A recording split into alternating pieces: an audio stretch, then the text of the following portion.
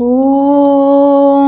भद्रं कर्णेभिः शृणुयामदेवाः भद्रं पश्येमाक्षभिर्यजत्राः स्थिरैरङ्गैस्तुष्टुवागुंशस्तनूभिः व्यशेम देवहितैयदायुः स्वस्ति न इन्द्रो वृद्धश्रवाः स्वस्ति नः पूषा विश्ववेदाः स्वस्ति नस्तार्क्ष्यो हरिष्ठनेमिः स्वस्ति नो बृहस्पतिर्दधातु।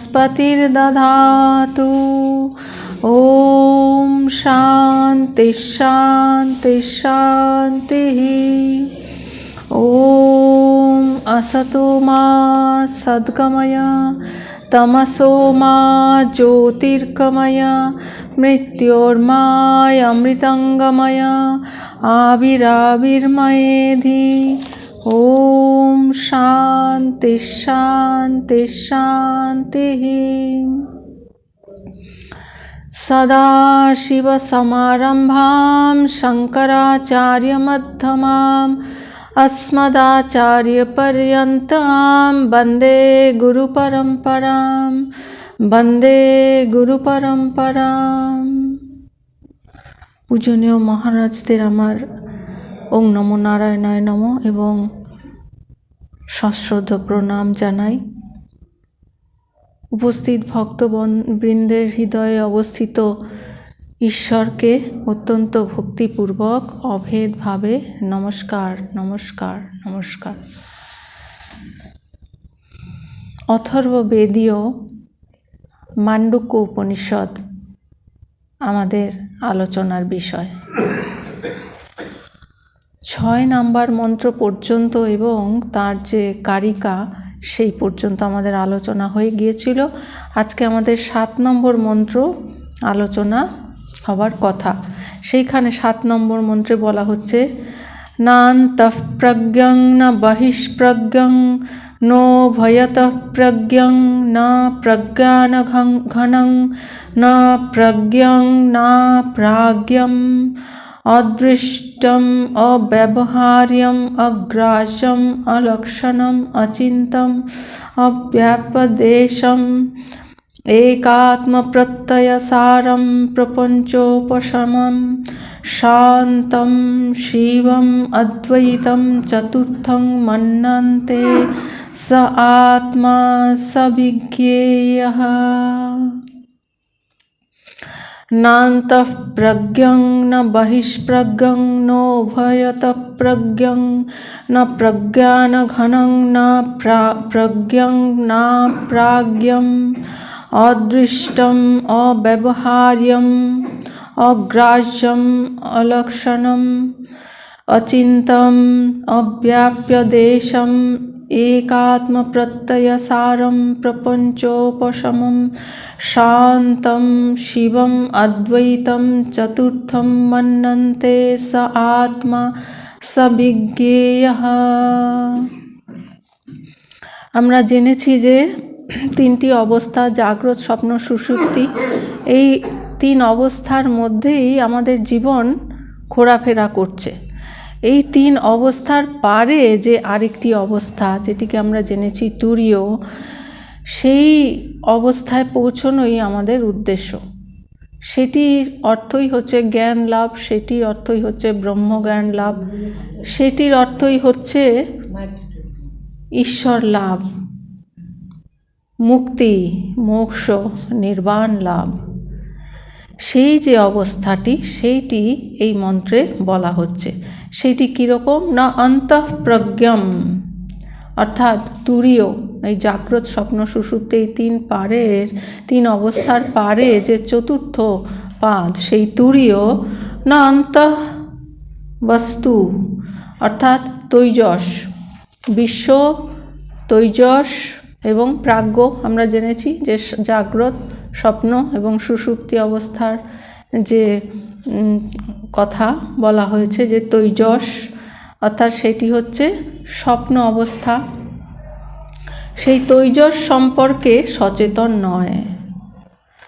না বহিষ্প্রজ্ঞম, জাগ্রত অবস্থায় আমরা কি এই বাইরের জগতের সম্পর্কে ওয়াকিবহাল থাকি, ইন্দ্রিয়গুলির দ্বারা বাইরের সমস্ত ইনফরমেশন আমরা গ্রহণ করি। তো সেই জন্য বলা হচ্ছে যে বহিষ্প্রজ্ঞম, অর্থাৎ বাইরের বস্তু অর্থাৎ বিশ্ব সম্পর্কেও সচেতন নয়। না উভয়তঃ প্রজ্ঞম, উভয়ের কোনোটির সম্পর্কেই সচেতন নেই। না বহিঃপ্রজ্ঞম না অন্তঃপ্রজ্ঞম, অর্থাৎ জাগ্রত অবস্থার যে সমস্ত বিষয়ে আমরা সচেতন থাকি সেই বিষয়েও সচেতন নয়, আর স্বপ্ন অবস্থায় জাগ্রত অবস্থার মতো ইন্দ্রিয়গুলো সক্রিয় থাকে না, কিন্তু সেখানে অবচেতন মন কাজ করতে থাকে। তো ঠিক সেই রকম অবস্থাও নয়। সেই জন্য বলা হচ্ছে ন উভয়তঃ প্রজ্ঞম, উভয়ের কোনোটির সম্পর্কেই সচেতন নয়, অর্থাৎ জাগ্রত অবস্থার মতো সে সচেতন নয়, আবার স্বপ্ন অবস্থার মতো সচেতন নয়, এই দুটির সম্পর্কেই সচেতন নয়। ন প্রাজ্ঞম ঘনম ন প্রজ্ঞান ঘনম, অর্থাৎ কেবলমাত্র ঘনীভূত চৈতন্য নয়, প্রজ্ঞান ঘনম অর্থাৎ ঘনীভূত চৈতন্য সেটিও নয়। ন প্রজ্ঞম একযোগে সকল বস্তু সম্পর্কে সচেতন নয়। যেমন জাগ্রত অবস্থা আমরা কি দেখতে পাচ্ছি, আপনারা ক্লাস শুনছেন, আবার এইখানে কি কি আছে ঘরে সব বিষয় আপনি জানেন। সেই রকম যে একযোগে অনেকগুলো বস্তু সম্পর্কে আমরা সচেতন, আমি কোথায় বসে আছি, এটা ক্লাস হচ্ছে, এখানে মন্দির, মহারাজরা বসে আছেন, ভক্তরা সবাই বসে আছেন, কার চোখে চশমা আছে, কে কী ড্রেস পরেছে, মোটামুটি সব বিষয়ে একটা সচেতনতা রয়েছে, তাই না? যদিও আমরা ক্লাস শুনছি। তো সেই রকম যে একযোগে অনেক বস্তু সম্পর্কে সচেতন আছি, তো সেই রকম নয়, ওই অবস্থাটা সেই রকমও নয়। অপ্রজ্ঞম চ ন, অসচেতনও নয়, অর্থাৎ সে যে চেতন অসচেতন মানে চেতন নয় সেরকমও নয়। অদৃষ্টম, দৃষ্টির অগোচর, দৃষ্টি মানে এখানে পঞ্চ যে জ্ঞানেন্দ্রিয় চক্ষু কর্ণ ত্বক জিহ্বা নাসিকা, এই পঞ্চ জ্ঞানেন্দ্রিয়ের সমস্ত বিষয়কেই বোঝানো হচ্ছে এই অদৃষ্টম, দৃষ্টিরও অগোচর। অব্যবহার্যম, কোনো রকম ব্যবহারযোগ্য নয়। অগ্রাহ্যম, কোনো কর্মেন্দ্রিয়ের অধীন নয়। আমাদের যে 5টি কর্মেন্দ্রিয় আছে, কি কি? ওটা তো জ্ঞানেন্দ্রিয়, বাক পানি পাদ উপস্থ পায়ু, এইগুলো হচ্ছে কর্মেন্দ্রিয়। সেই যেমন পানি, হাতের দ্বারা আমরা কোনো বস্তু ধরতে পারি, সেই রকমও নয়, অর্থাৎ কোনো ইন্দ্রিয়ের অধীন নয়, কোনো কর্মেন্দ্রিয়ের অধীন নয়। হাত দিয়ে ধরা যায় না, পা দিয়ে চলা যায় না, এই রকম কোনো কর্মেন্দ্রিয়ের অধীনও নয়। তাহলে কীরকম? অলক্ষণম, সকল জ্ঞানেন্দ্রিয়ের অতীত, জ্ঞানেন্দ্রিয়ও সেখানে পৌঁছাতে পারে না, তাকে ধরতে পারে না, তাই বলা হচ্ছে সেই সকল জ্ঞানেন্দ্রিয়েরও অতীত। অচিন্তম, অর্থাৎ যে বিষয়ে চিন্তা করা যায় না।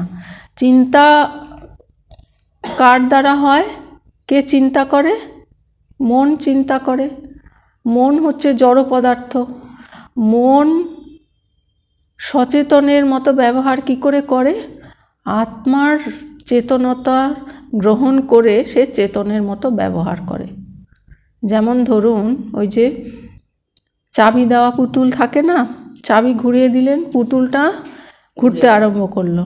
তো সত্যি সত্যি কি পুতুলটা জীবন্ত জ্যান্ত নয়, ওর মধ্যে কিছু পাওয়ার ভরা আছে।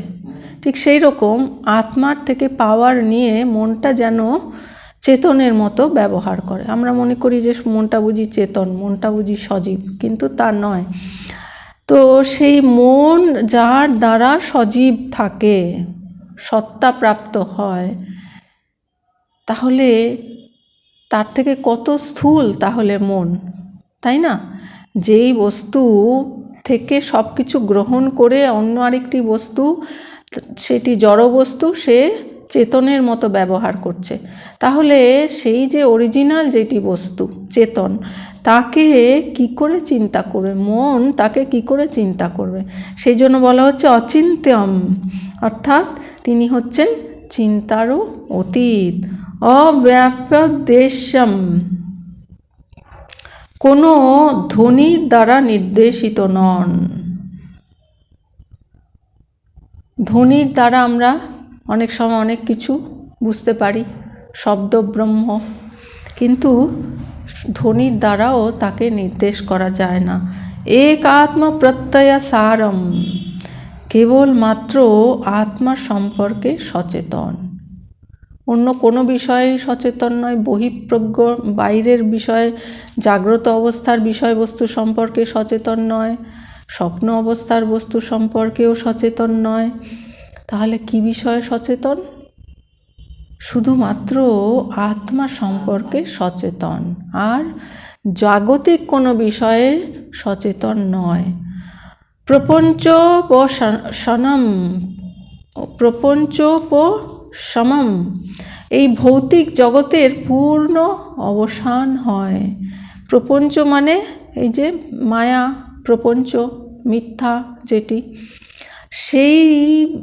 সেটি কি? সেই ভৌতিক জগতের যেই সমস্ত জিনিসগুলো, ভৌতিক জগতের যেগুলো আমাদের সত্য বলে মনে হয় কিন্তু আসলে সেগুলো সত্য নয়, সেটাই হচ্ছে প্রপঞ্চ বা মায়া।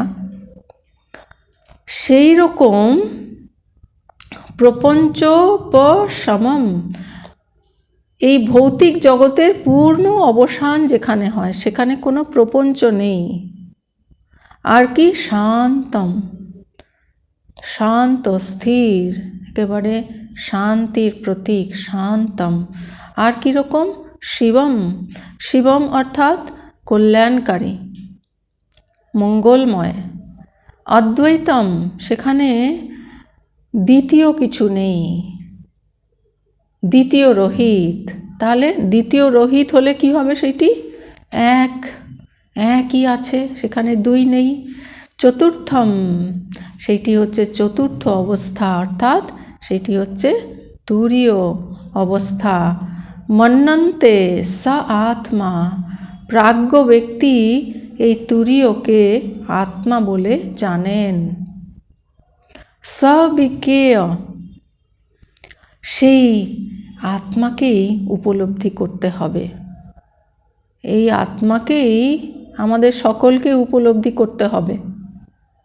এটাই হচ্ছে আমাদের জীবনের উদ্দেশ্য, এটাই হচ্ছে ভগবান লাভ, জ্ঞান লাভ, মুক্তি লাভ, মোক্ষ, অপবর্গ, যাই বলুন, সেটাই আমাদের সকলের জীবনের উদ্দেশ্য। অন্তরস্থ ঘটনা সম্পর্কে তুরীয় সচেতন নন, তাই না? তুরীয় অর্থাৎ এই তিন অবস্থার, জাগ্রত, স্বপ্ন, সুষুপ্তি, এই তিন অবস্থার পারে যেই অবস্থা, সেই যে তুরীয় অবস্থা, সেই তুরীয় অবস্থায় অন্তরস্থ ঘটনা সম্পর্কে সচেতন নন। এর থেকে বোঝা যায় যে তুরীয় তৈজস নয়। আর বাইরের ঘটনা সম্পর্কেও ইনি সচেতন নন, তাহলে সেখান থেকে বোঝা যাচ্ছে যে তুরীয় হচ্ছেন বিশ্ব নয়, বিশ্ব তৈজস প্রাজ্ঞ। তো তাহলে তিনি তুরীয় নন। আপনাদের বিশ্ব তৈজস প্রাজ্ঞ মনে আছে তো? এই যে জাগ্রত, স্বপ্ন, সুষুপ্তি, বিশ্ব তৈজস প্রাজ্ঞ, সেইগুলো নয়। ইনি জাগ্রত ও স্বপ্নাবস্থার মধ্যবর্তী কোনো কিছু সম্পর্কেও সচেতন নন। যখন ধরুন আপনি জেগেছিলেন, এবার নিদ্রা যাবেন, বা স্বপ্ন দেখার প্রাক মুহূর্তে, জাগ্রত এবং স্বপ্ন এই দুটোর মাঝামাঝি অবস্থা, সম্পূর্ণ জাগ্রতও নন, আবার স্বপ্ন যে পুরোপুরি দেখা শুরু হয়েছে সেরকমও নয়, এই দুটোর মধ্যবর্তী অবস্থা। সেই অবস্থাটা কীরকম হবে বলুন তো? সেই অবস্থাটা মানে কোনো কিছু বিষয়েই সে লিপ্ত নয়, একটা নির্লিপ্ত শান্ত অবস্থা। জাগ্রত বিষয়েও সে লিপ্ত নয়, স্বপ্নটাও পুরোপুরি সে এখনও দেখছে না যে ওইটাকেই সত্যি বলে মনে হচ্ছে, সেই স্টেজেও পৌঁছায়নি। এর মধ্যবর্তী যে অবস্থা, সেই যে অবস্থাটা, সেই অবস্থা সম্পর্কেও সচেতন নন। সুষুপ্তি অবস্থার প্রাজ্ঞ নন। আর সুষুপ্তি অর্থাৎ গভীর নিদ্রা অবস্থা, সেই অবস্থাকে কি বলা হয়? প্রাজ্ঞ। সেই সুষুপ্তি অবস্থার প্রাজ্ঞ তিনি নন। তাহলে তিনি কে? ইনি সর্বজ্ঞ নন, আবার অচৈতন্য নন। তিনি সব জানেন এমনও নন, আবার অচৈতন্য, তিনি অচেতন এরকমও নন। তাহলে কীরকম? ইনি অদৃশ্য, লৌকিক ব্যবহারের অতীত। লৌকিক ব্যবহার হতে গেলে কীরকম হতে হবে? এই যে আমাদের ইন্দ্রিয়গুলো রয়েছে, শরীর, মন, বুদ্ধি, এইগুলো আছে, তবে তো আমাদের সঙ্গে ব্যবহার হচ্ছে, লৌকিক ব্যবহার, লোকের সঙ্গে ব্যবহার। তো সেই রকম তার তো কোনো ইন্দ্রিয়ই নেই, তিনি তো বিশ্ব বিষয়েও সচেতন নন, তৈজস বিষয়েও সচেতন নন, প্রাজ্ঞ বিষয়েও নন। তাহলে তিনি কী করে ব্যবহারের যোগ্য হবেন? তাই তিনি হচ্ছেন ব্যবহারের অতীত। কর্মেন্দ্রিয় ও জ্ঞানেন্দ্রিয় এই দুয়েরই ঊর্ধ্বে। এই জ্ঞানেন্দ্রিয় এবং কর্মেন্দ্রিয় কিন্তু অনেক স্থূল জিনিসগুলোই ধরতে পারে, তার থেকে তিনি অনেক উচ্চে, অনেক সূক্ষ্ম। তাই এই দুটোরই তিনি ঊর্ধ্বে। মনের অগোচর, মনের দ্বারা তাকে জানা যায় না, মন সেখানে পৌঁছাতে পারে না, অত সূক্ষ্ম মন, তার থেকে অনেক স্থূল, তাই মন সেখানে যেতে পারে না। তাই বলা হচ্ছে মনের অগোচর। এবং কোনো শব্দ দ্বারা ইনি নির্দেশিত নন। এখানে যে কথাটা বলা হচ্ছে, এটা হচ্ছে শুদ্ধ ব্রহ্মের কথা বলা হচ্ছে, যে কোনো শব্দের দ্বারাও এনাকে নির্দেশ করা যায় না। এই অবস্থায় থাকে শুধু আত্মার চৈতন্য। সেই যে আত্মার চৈতন্য, শুধুমাত্র সেটি থাকে। এখানে জগতের কোনো অস্তিত্ব নেই। জগৎ মানে কি? জগৎ মানে কি? জগৎ কাকে বলে? বিশ্ব ব্রহ্মাণ্ড। সেটা কি? নাম আর রূপ, এটাই হচ্ছে জগৎ। নাম রূপ নেই, জগৎও নেই। হ্যাঁ, তো সেখানে নাম রূপের কোনো অস্তিত্ব নেই, তাই সেখানে জগতের কোনো অস্তিত্ব নেই। এখানে শান্তি ও কল্যাণের মূর্ত প্রকাশ। এই অশান্তিটা কোথার থেকে হয়? এই নাম আর রূপ। আমি এই হচ্ছে রূপ, আমার এই নাম। হ্যাঁ, এবার এই শরীরের সঙ্গে যে সম্বন্ধিত যে সমস্ত ব্যক্তি, বস্তু, পরিস্থিতি, তার সঙ্গে যদি এই শরীরের যদি সমন্বয় ঘটে, তাহলে সেটি তখন ভালো লাগবে। আর যদি তার বিপরীত হয়, অনুকূল না হয়, প্রতিকূল হয়, তাহলেই তখন অশান্তি, তাই না? তখন দ্বেষ উৎপন্ন হয়ে যাবে। আর অনুকূল হলে রাগ উৎপন্ন হয়ে যাবে, অনুরাগ উৎপন্ন হয়ে যাবে, আসক্তি, মোহ উৎপন্ন হয়ে যাবে। এই সমস্ত কিছুই হচ্ছে কর্মবন্ধনের কারণ। তাহলে সেইখানে জগৎও নেই, জগতের নামরূপও নেই, সুতরাং কোনো অশান্তিও নেই। তাহলে সেখানে কি আছে? সেখানে শান্তি, শুধুই শান্তি। আর কি? কল্যাণের মূর্ত প্রকাশ। এই যে নাম রূপাত্মক জগৎ, এখানেই অকল্যাণ। যেটি সত্য নয় তাকে সত্য বলে মনে করাটা কত অকল্যাণকর, কত কষ্ট দেবে, সেটি আমাদের কষ্ট দেয়। তো সেখানে ওই সব নামরূপও নেই, জগৎও নেই, সেই জন্য সেখানে শান্তি। আর শুধু তাই নয়, সেটি হচ্ছে কল্যাণের মূর্ত প্রকাশ। শুধু কল্যাণই কল্যাণ। এই চৈতন্য কীরকম? তিনি হচ্ছেন এক ও অদ্বিতীয়। সেখানে দুই নেই, একই আছে। আমরা কি শুনেছি? যে পরমাত্মা এক, তাই তো? না অনেক পরমাত্মা শুনেছেন আপনারা? না, কেউ শুনেছেন? অদ্বিতীয়। এক অদ্বিতীয়, সেখানে দুই নেই। এই চতুর্থ অবস্থায় তুরীয়। এই যে জাগ্রত স্বপ্ন সুষুপ্তি, এই জাগ্রত স্বপ্নের মধ্যবর্তী অবস্থা কোনো ইন্দ্রিয় গ্রাহ্য নয়, কোনো সেখানে নাম রূপ নেই, জগৎ নেই, সেখানে শান্তি কল্যাণ বিরাজ করছে। এই যে অবস্থা, এই যে চৈতন্য আর এক ও অদ্বিতীয়, এইটি হচ্ছে চতুর্থ অবস্থা, সেইটি হচ্ছে তুরীয়। প্রাজ্ঞগণ একেই আত্মা বলেন। যারা জ্ঞানী ব্যক্তি তারা একেই আত্মা বলেন। এই আত্মাকে উপলব্ধি করতে হবে। উপলব্ধি কেন করতে হবে? কারণ দেখা যায় না। কেন উপলব্ধি করতে হবে? দেখা যায় না শুধু তাই নয়, নিজেকে চিনতে হবে। নিজেকে চিনতে হবে। কেন? চিনে কি হবে? যে আমি নয়, আমি যে মানুষ, আমার যে একটা গঠন নিয়ে আছে, সেগুলো আমি নয়, আত্মাটাকে ভাবতে হবে। এইগুলো আমি নই, এগুলো তো পরিবর্তন হয়ে যাচ্ছে, এগুলো তো জগতেরই অংশ। তাহলে আমি কে? আমার প্রকৃত পরিচয় যদি আমি জানতে পারি, উপলব্ধি করতে পারি, তবেই আমি এই জগৎ সংসার থেকে মুক্তি লাভ করতে পারবো।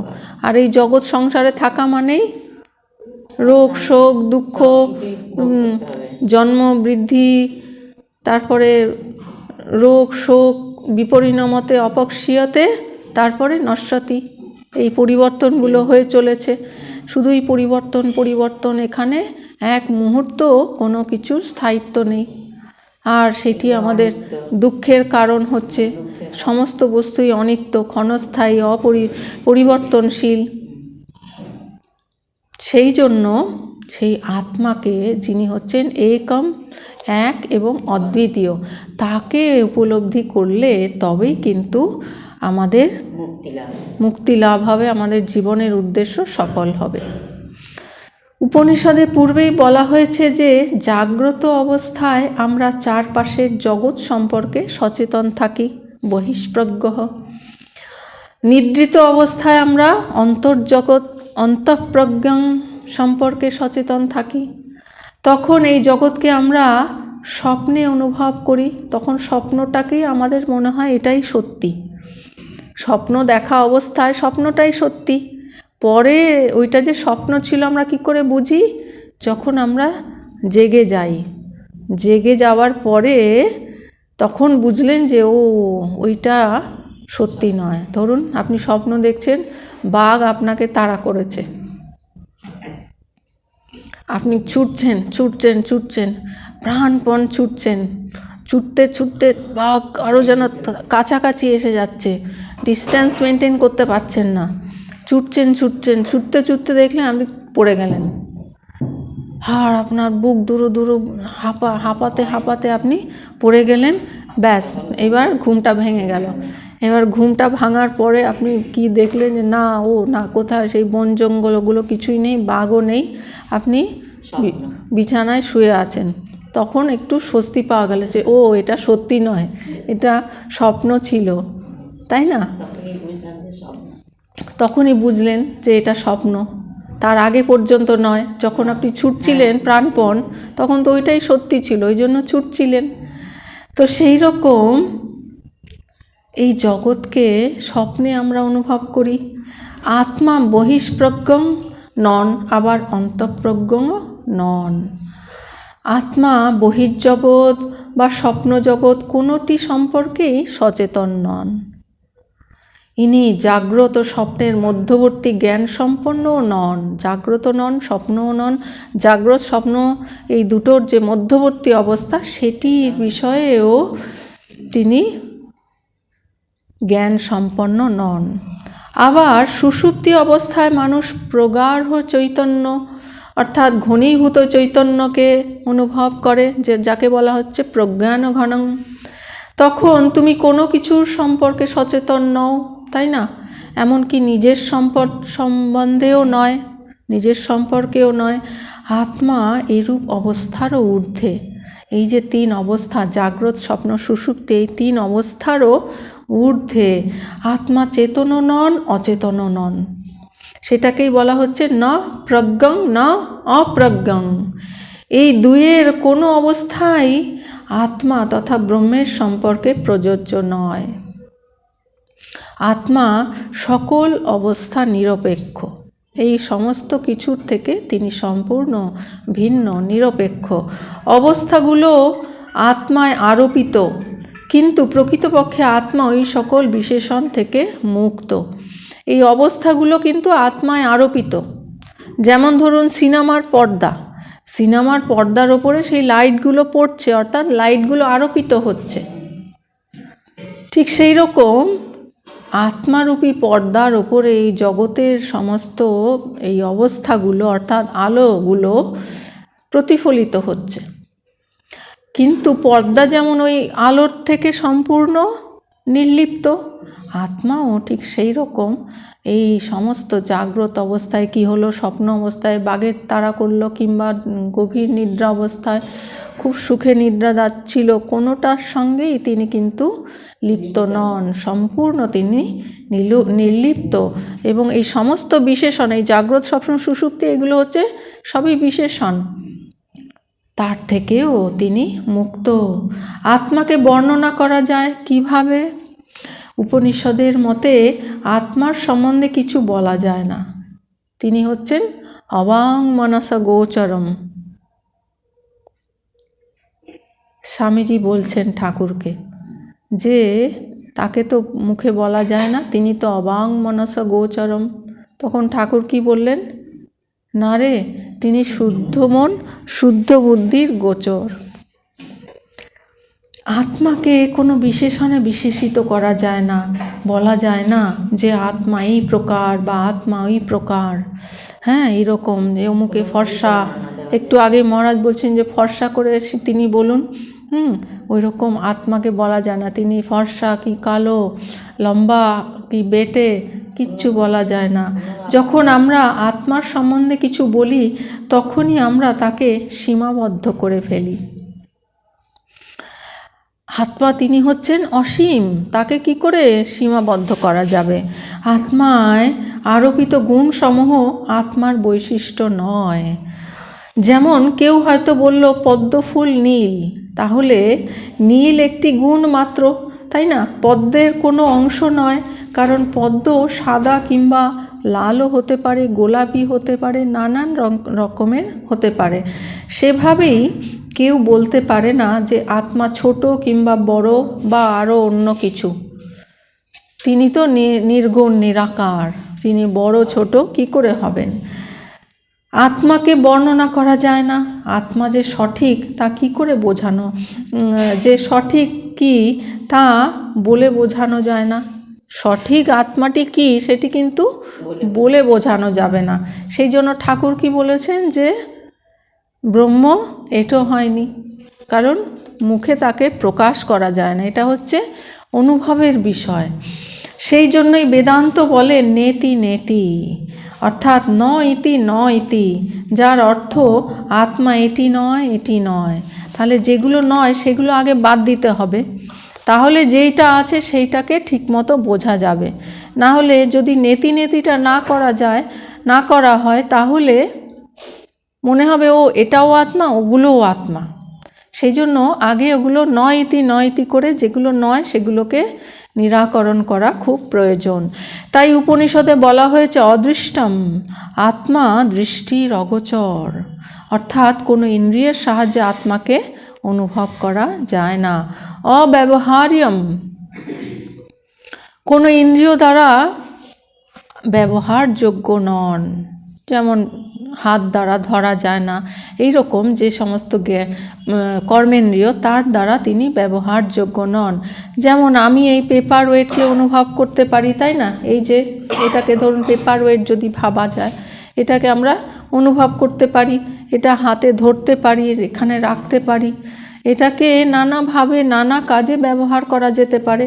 কিন্তু আত্মাকে এইভাবে কিন্তু ব্যবহার করা যায় না, কারণ আত্মার কোনো রূপ নেই। এটার যেমন একটা রূপ আছে, একটা আকার আছে, নাম আছে, তাই না? সেই রকম নেই আত্মার। সেই জন্য অগ্রাহ্যম, আত্মাকে বুদ্ধি দিয়ে বোঝা যায় না। আমাদের বুদ্ধিও হচ্ছে জড়, সেটিও কিন্তু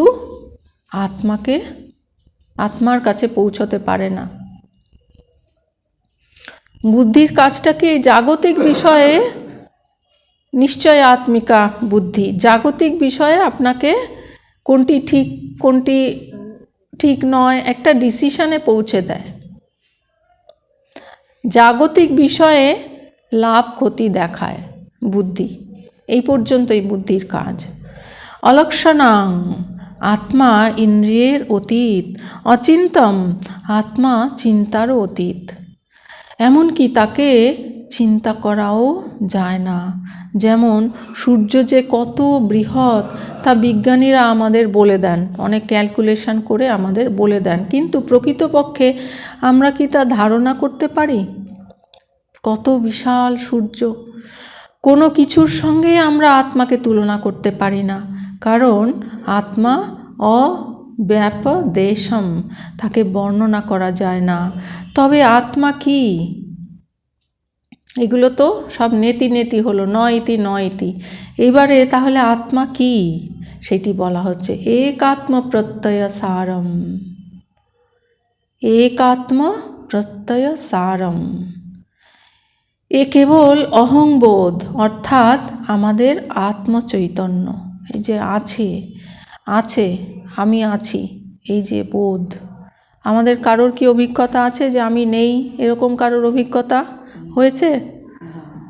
তাহলে সবসময় আমি আছি, এই অহংবোধ, সেইটা হচ্ছে আমাদের আত্মচৈতন্য।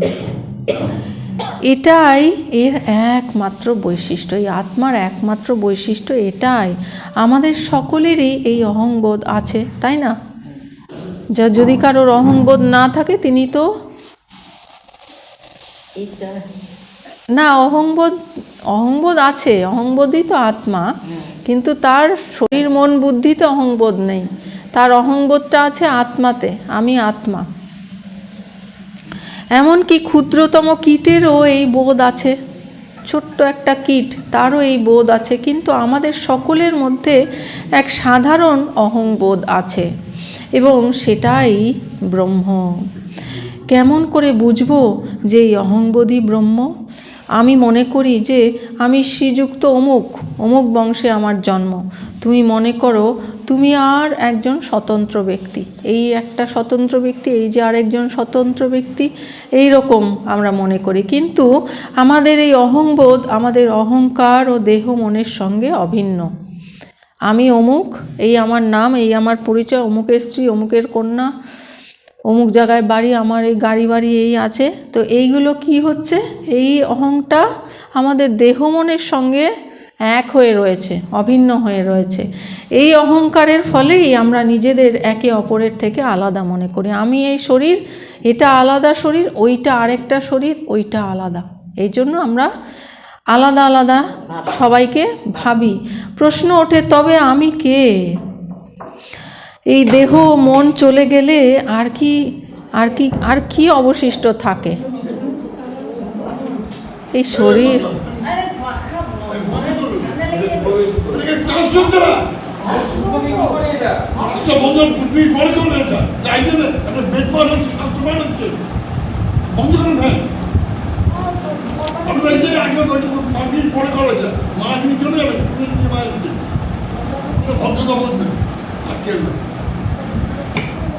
এই দেহ মন চলে গেলে আর কি অবশিষ্ট থাকে? এই শরীর দেহ মন তো চলে যাবেই অবশ্যম্ভাবী, তাই না? গীতাতেও ভগবান বলছেন যে না সতো বিদ্যতে ভাবো, না ভাবো বিদ্যতে সত, উভয়ের অভিদৃষ্টন স্তনয়স্তত্তদর্শিবিহি। যে যেটি যাবেই তার জন্য আর কিসের চিন্তা, কিসের ভাবনা? তাহলে এই শরীর মন বুদ্ধি এগুলো যখন চলে যায় তখন কি থাকে? থাকে এক আত্মা। এটি সাধারণ আশ্রয়, সাধারণ অধিষ্ঠান। ওই যে পর্দা, যে আলোগুলো এদিকে ওদিক থেকে আসছিল, সেই আলোগুলো যখন চলে যাবে তখন কি থাকবে? শুধু পর্দাই থাকবে। সেই রকম এই জাগ্রত স্বপ্ন সুষুপ্তি অবস্থা এগুলো কোনোটিই না থাকতে পারে, কিন্তু সেই যে আত্মা যিনি হচ্ছেন অধিষ্ঠান, তিনি কিন্তু থাকবেনই। তিনি হচ্ছেন অধিষ্ঠান, তিনি হচ্ছেন আশ্রয়, তিনি হচ্ছেন পরমাত্মা। এখানে একটি বিষয় বিশেষভাবে লক্ষণীয় যে উপনিষদ দক্ষতার সাথে আমাদেরকে এই সিদ্ধান্তে উপনীত করলেন যে আমরাই ব্রহ্ম। আমরা কিন্তু এই শরীর মন এগুলো নই, ব্রহ্ম। প্রথমে নেতি নেতি করে আমরা সব কিছুকে অস্বীকার করি, শেষে থাকে কেবলমাত্র একটি সত্তা, সেটি কি? আত্মপ্রত্যয়, অহংবোধ। সমগ্র জগৎ চরাচরের এই হলো আশ্রয়, আমাদের সকলেরই সত্তার স্বরূপ। কখনো আমরা এই সত্য উপলব্ধি করি কি যে প্রপঞ্চ উপশমম? প্রপঞ্চ কথার অর্থ হলো দৃশ্যমান জগৎ, এবং উপশমম এর অর্থ অস্বীকার করা। এই জগৎ উপশমম অর্থাৎ অস্বীকার করা। এই দৃশ্যমান পঞ্চভূতে গড়া জগৎকে অস্বীকার করতে পারলেই আমরা আত্মাকে উপলব্ধি করতে পারি। এই দৃশ্যমান জগৎ যেটি সত্য নয়, অনিত্য আপনি বললেন, তো এটি যেটি অনিত্য তাকে যদি পঞ্চভূত কি কি বলুন? আমি বলবেন না, দিকে হাত তুলুন, কে বলতে পারে? আপনি তো পড়েই যাচ্ছেন, মাঝে মাঝে টেস্ট করতে হবে তো। হ্যাঁ, কি কি বলুন? পঞ্চভূত বলুন। একজনও পারবে না, করার জন্য খুঁজতে।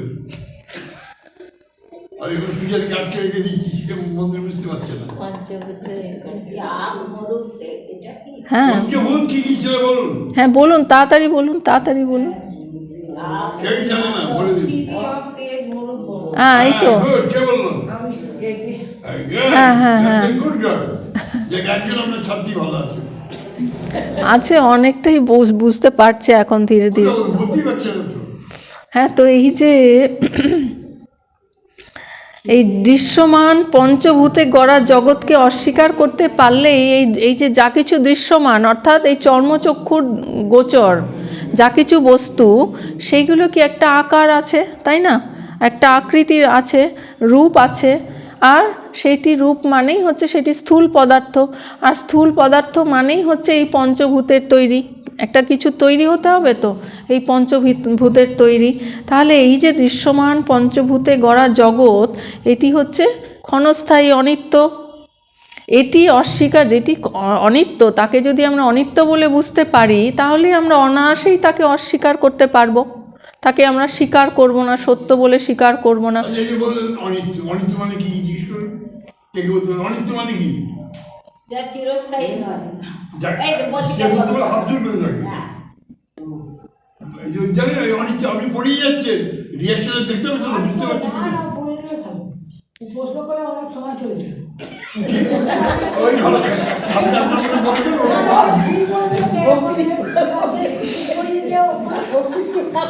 ছাগলের মতো ছাগলের কাছে ভাগবাদ করছি, ছাগল কি শুনলো না।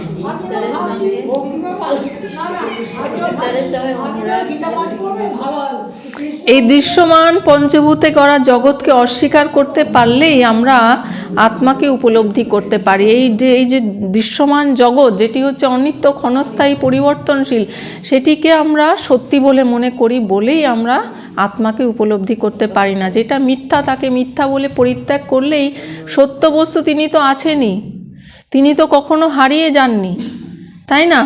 প্রাপ্তস্য প্রাপ্তি, সেই জন্য তাকে বলা হচ্ছে যে প্রাপ্ত আছেনই, তাকে আবার জানা।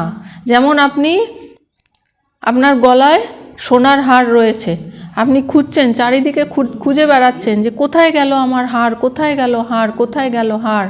তারপরে একজন আপনাকে দেখিয়ে দিল, আরে তোমার গলাতেই তো রয়েছে, তার মানে কি হারটা ছিলই, সেটি আপনার ভ্রান্তিবশত নেই বলে মনে হচ্ছিল।